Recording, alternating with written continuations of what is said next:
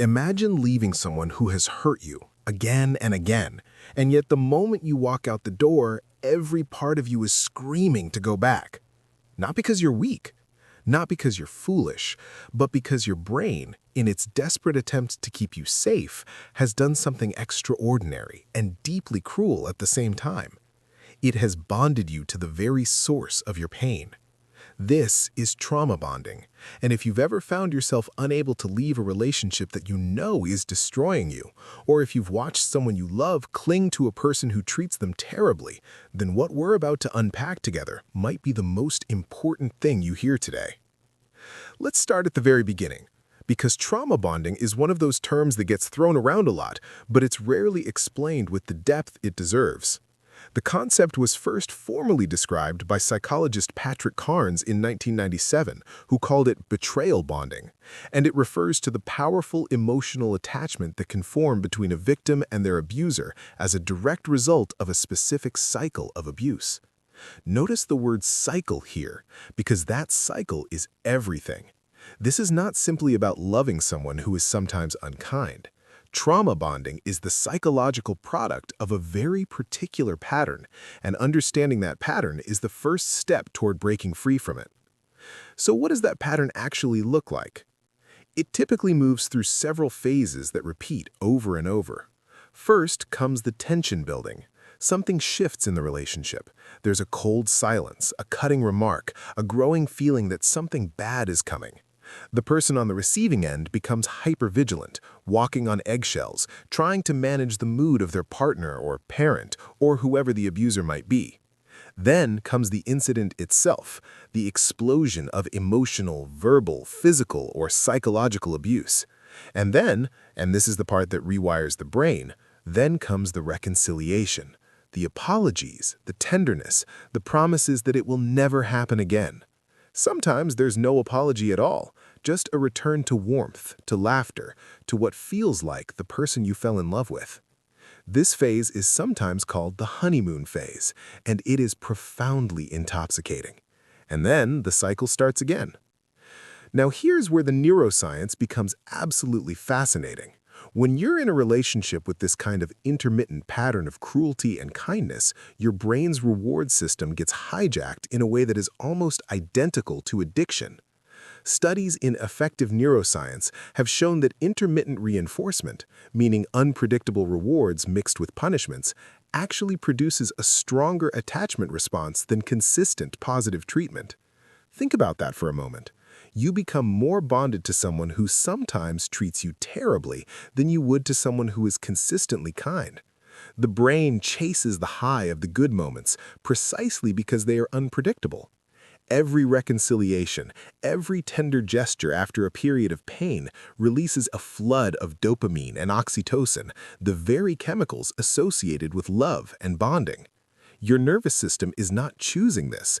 It is being conditioned, in the same way a lab animal is conditioned when rewards come randomly. And layered on top of that chemical reality is something called the stress response. When we are in danger, our bodies release cortisol and adrenaline to help us survive. But in an abusive relationship, that fear response gets intertwined with love. The person who is causing your fear is also the person your brain has associated with relief and comfort. So your nervous system begins to look to them for both the threat and the soothing of that threat. Over time, the very idea of leaving that person triggers a fear response because on a biological level, you have been conditioned to experience them as your source of safety, even when they are the opposite.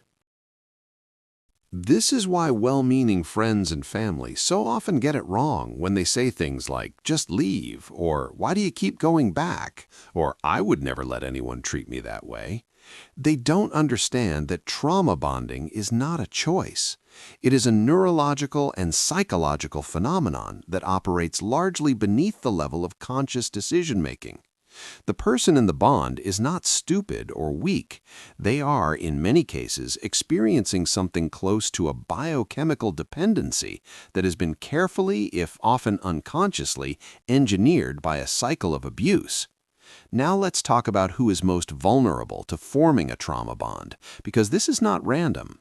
Research consistently shows that people who experienced inconsistent care in childhood, whether that means a parent who is sometimes warm and sometimes cruel, sometimes present and sometimes absent, are particularly susceptible.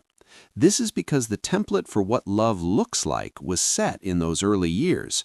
If love and chaos were intertwined for you as a child, your nervous system learned to interpret that chaos as evidence of intimacy. If attention came only after conflict, your brain came to associate conflict with connection. This is not a flaw in your character. It is an adaptive response to an environment that required it, and it follows you into adult relationships unless it is consciously examined and healed. Abusers, whether consciously or not, are often extraordinarily skilled at identifying and exploiting this vulnerability. This is why trauma bonds are so common in relationships with narcissistic, sociopathic, or otherwise personality disordered individuals. These are people who may excel at reading emotional needs and mirroring them back early in the relationship, a phase often called love bombing, which we will come back to.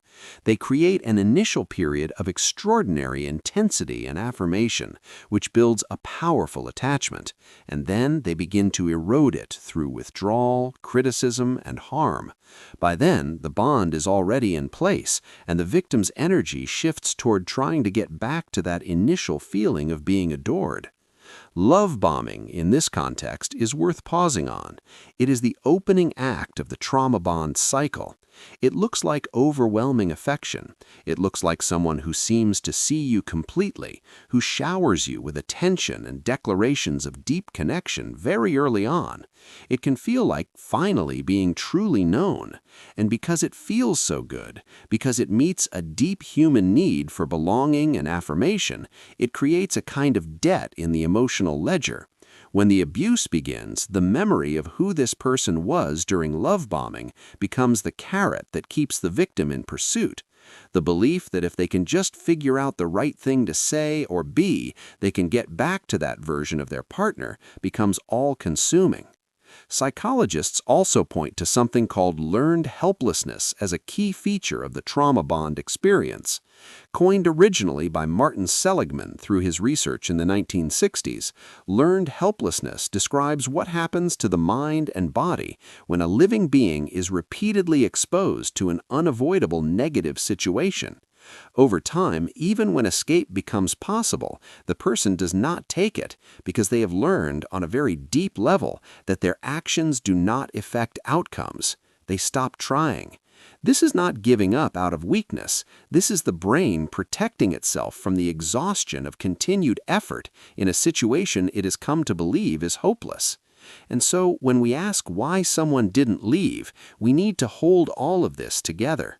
The neurochemical dependency, the early attachment wounds, the learned helplessness, the very real fear that leaving will escalate the danger, because statistically, the most dangerous time in an abusive relationship is when the victim attempts to leave.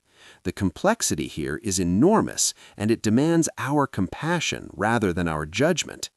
So what does healing from a trauma bond actually look like? Because this is not a story without a pathway forward. The first and perhaps most important thing to understand is that healing is not linear and it does not happen fast. The bond was built over time through repeated cycles, and dismantling it takes time as well. The nervous system needs to be retrained, new associations need to be built, and that requires safety, consistency, and often professional support. Therapy, particularly approaches like EMDR, somatic experiencing, and trauma-focused cognitive behavioral therapy, have shown strong results in helping people process the underlying wounds that made them vulnerable to the bond in the first place, as well as the trauma accumulated within it.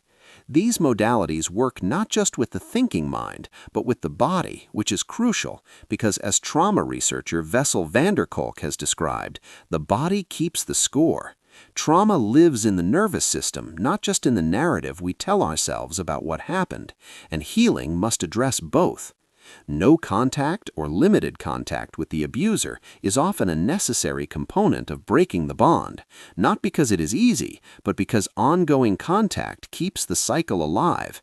Every interaction, even a difficult one, can trigger the neurochemical loop. The brain needs time without the stimulus to begin building new pathways. For people who share children with an abuser, complete no contact is not always possible, and in these cases, therapeutic support becomes even more essential. Building a new relationship with yourself is also central to recovery. Trauma bonds tend to erode a person's sense of identity over time. Gaslighting, manipulation, and chronic criticism leave people unsure of their own perceptions, their own worth, their own right to take up space. Rebuilding that sense of self, learning to trust your own instincts again, learning to identify your own needs and believe they are worth meeting, this is the quiet, unglamorous, essential work of healing. And then there is the work of grief, because leaving a trauma bond, even when it is the healthiest thing a person can do, involves loss. The loss not just of the person, but of the version of them that existed in the good times, of the future that was imagined, of the self that existed before the relationship. That grief is real, and it deserves to be honored, not rushed past. If you are watching someone you care about inside a trauma bond, the most powerful thing you can offer is not an ultimatum or an argument about why they should leave. It is consistent, non-judgmental presence. It is the reminder that you will be there when they are ready. Research tells us that on average, it takes a person 7 attempts to leave an abusive relationship before they leave for good. That is not failure. That is the nature of the bond itself. Your patience may be the thing that keeps the door of safety open for them. Trauma bonding is one of the most painful and least understood experiences a person can go through. It sits at the intersection of love and harm, of biology and biography, of who we are and what was done to us. Understanding it doesn't excuse abuse. It doesn't mean the victim is to blame for staying. What it does is offer something extraordinarily valuable, which is compassion. Compassion for the person trapped in the cycle. Compassion for the wounded child who learned to love in a place where love was not safe. And the kind of understanding that opens the door, slowly but surely, towards something that looks and feels like freedom.